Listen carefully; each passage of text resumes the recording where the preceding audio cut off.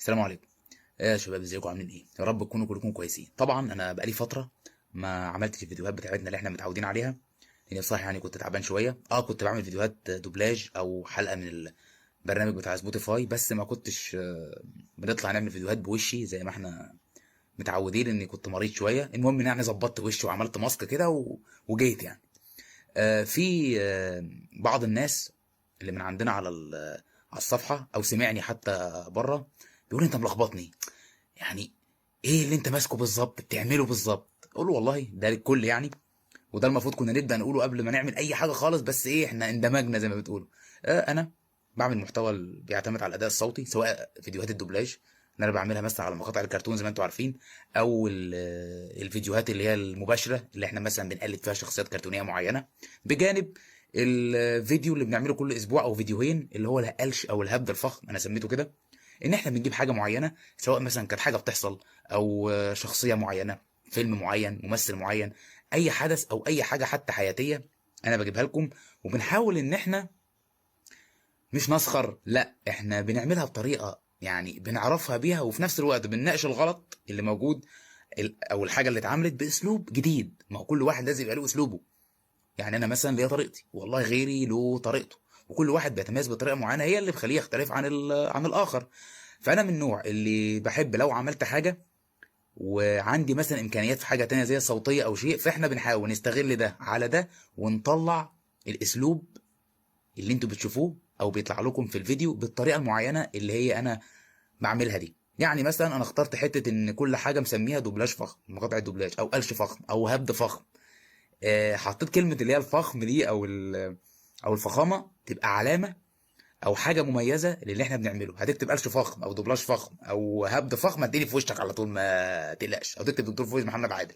المهم ان زي ما قلت لكم ان كل واحد بيبقى له اسلوب معين، وبيعمل الحاجه بطريقته. واللي بينجحه حاجتين: يا اما يعمل حاجه جديده محدش عملها قبل كده، طريقه جديده، يا اما القديم يطور فيه. وفي كلا الحالتين لو عمله كويس صدقوني هينجح، لان دايما الفكره ما بتبقاش اقل اهميه من الاداء خالص، بل بالعكس انا شايف ان الفكره يمكن اهم. يعني حتى لو في حاجه مش يلا اطلعها، او مش يلا مثلا اعمل لكم الفيديو، او اعمل لكم الدوبلاج، او هعمل التعليق الصوتي، او هقلش او انكد زي ما انتم متعودين عني، ههبد يعني فخامه، ممكن لو انا اديت الفكره لحد ونفذها عادي جدا. يعني الفكره ما تقلش خالص اهميه عن الاداء، لان حتى الفكره بتعيش لابد الظهر. ده امر طبيعي. المهم عشان ما اطولش عليكم، نخش بقى ايه على قلشتنا او هبدتنا او الحكايه بتاع النهارده. في طبعا مننا كتير يعني يسمع عن شخصيه اسمها الحجاج بن يوسف الثقفي. الراجل ده عشان نختصر حته تاريخه وميلاده، محل اقامته وعنوانه وبطاقته، احنا هنجيبه من اهم لحظه في حياته، وهو لما كان الدراع اليمين للخليفه عبد الملك بن مروان، الخليفه الاموي الشهير والقوي. المهم ان الحجاج كان شخصيه قويه جدا. والراجل ده لما حصلت فتنه زمان في اهل العراق، قرر الخليفه عبد الملك بن مروان انه مش هيقدر يبعت حد مناسب اكتر من الحجاج. قال له انت لا يا حجاج، وهو الحجاج ما صدق. المهم الحجاج سافر للعراق، وراح هناك يوم الجمعه، وصل يوم الجمعه، وبدا بمدينه الكوفه يعني من حظهم الحلو. وراح لقى ان المسلمين موجودين في المسجد، فقال للراجل اللي هو الحارس بتاعه، قال له ايه: روح وبلغهم ان انا وصلت الكوفه، وقول لهم اذا خرج احد منهم قبل ان اكمل خطبتي في المسجد سيخرج من تحت السيف بدنه دون رأسه. ده بسم الله. يعني مثلا انت لو جيت قاعد في قاعده ولا في فصل مثلا، لو انت كنت طالب وصوتك عالي، تلاقي المدرس بتاعك بيقول لك ايه: محمد حبيبي وطي صوتنا شويه، وبعدين عيب. ده اللي هيفتح بقه هيطير دماغه. واخد بالك؟ الصمت حلو. المهم دخل عليهم المسجد، وكان متخفي، يعني كان حاطط حاجه على وشه كده زي لسان او حاجه. المهم كان جايب خطاب من الخليفه عبد الملك بن مروان، وكان بيبعت فيه رساله لاهل الكوفه. المهم الراجل اللي هو الحارس الشخصي بتاعه لما بدا يقرا الخطاب، فقال: من امير المؤمنين عبد الملك بن مروان الى المسلمين من اهل الكوفه، السلام عليكم. فالناس في الجامع ما ردتش. المهم الحجاج قال له: بس استنى، انت بتقول ايه؟ انت معدي كده بقى الخليفه بيقول سلام عليكم، محدش يرد السلام؟ والله لو ادبنكم غير هذا الادب.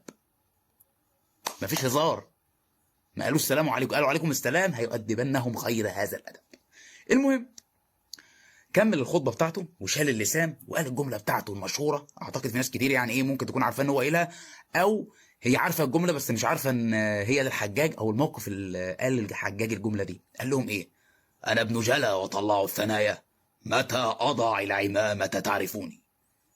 اني والله يا اهل العراق ارى ابصارا طامحه واعناقا متطاوله، وارى رؤوسا قد اينعت وحان قطافها واني لصاحبها. بسم الله كده، بسم الله. ها، الراجل جاي داخل على بلد جديده. شفت انت المدير بتاعك لما يجي يعمل لك ميتنج، احنا يا جماعه عايزين نحدد اهدافنا واتجاهاتنا وخطتنا، وانا زي اخوكم الكبير مفيش اي مشكله. لا، ده داخل مش عايز بقى ايه، ها، شغل واحد يتفزلك، مش عايز حد يشتغل من دماغه، مش عايز وجع دماغ في العراق. واخدين بالكم؟ ها، يعني اهدوا كده وامشوا بالادب وامشوا بالصح، واي حد هيفكر ها ولا ها. تمام تمام. المهم كمل الخطبه بتاعته، وكان فيها من التهديد والوعيد والجبروت في قلب الجامع، اللي خلى الناس حتى وهي قاعده غصب عنها يقول ايه؟ قبح الله بني اميه. ملوش غير حجاج ويبعتوه هنا لاهل العراق؟ دي مصيبه اكتر من الفتنه اللي هي موجوده اصلا هناك. المهم برضو من الجمل اللي قالها في قلب الجامع في المسجد ده، كل الكلام ده في المسجد يعني. انا عن نفسي لو حد قال الكلمتين دول في المسجد انا وضوء هيتنقض يعني، ما علينا من انت فاهمين قصدي. المهم قال لهم ايه؟ واني والله لألحونكم لحو العصا، ولأضربنكم ضرب غرائب الإبل، ولأهدرنكم بالسيف هدرا، يدع النساء ياما والولدان يتامى. تهديد صريح قوي، مفيش فيه هزار. الراجل ده مش جاي يهزر. انا بقول لكم اللي هيجي يمين ولا شمال ولا من الاخر العوق اللي في العراق ده، نساء ياما الولدان يتامى عشان ننجز. المهم الناس اتصعقوا وذهلوا من الكلام اللي الراجل جاي ده يقوله، وهو اول مره يجي العراق، حتى لو جاي والي على العراق من خليفه عبد الملك بن مروان، وداخل بالجبروت ده وحاجه يعني بص تجيب الذعر. المهم خلصنا الخطبه وربنا عدى على خير. ابدا، خرجنا بالجامع. راجل طيب كده غلبان كان اسمه عمرو بن ضابط. المهم وقفه قال له ايها الامير، ايها الامير. فبص له كده من فوق لتحت وقال له من انت؟ قال له انا راجل طعن في السن، ما اقدرش ان انا اخرج للحرب، فخلي ابني يروح مكاني. زي ما واحد قابل واحد كده بيقول له والنبي يا ابني ابوك عمك كبير سن، والنبي تخين اقف مكانك في بنك ولا اي حاجه، ولا عدي مكانك في المترو يا ابني الله يكرمك، عادي خالص. ده الحجاج. المهم بص له كده من فوق لتحت وقال له اذهب فابنك خير منك. تمام تمام. راح جاي بقى الحارس بتاعه، الراجل اللي كان الخطاب ده بتاع سلام امير المؤمنين، قال له تعالى هنا يا امير، الراجل ده اسمه عمرو بن ضابط، وكان موجود ساعة الفتنة في مقتل عثمان، سيدنا عثمان بن عفان، وعمل كذا وكذا وكذا وكذا وكذا وكذا. قال لك بس تعالى تعالى تعالى. انت رايح فين يا حاج؟ خد يا حاج، انت بتاع طعن في السن، تعالى لي تعالى. وامر بضرب عنقه، قطع راسه، بعد الناس ما خلصوا صلاة وخرجنا خلاص بعد الخطبة ما شاء الله المرعبة اللي حصلت في قلب الجامع مسجد بتاع الكوفة. وقال له تعالى إن في موتك صلاح للمسلمين، أضرب عنقه. وقتلوا فعلا بره الجامع. وهنا ظهر بيتين شعر يعني بمناسبة الحدث الجلل اللي حصل ده بعد قتل الحجاج وقطع رأس عمرو بن ضابط. اتقال ايه؟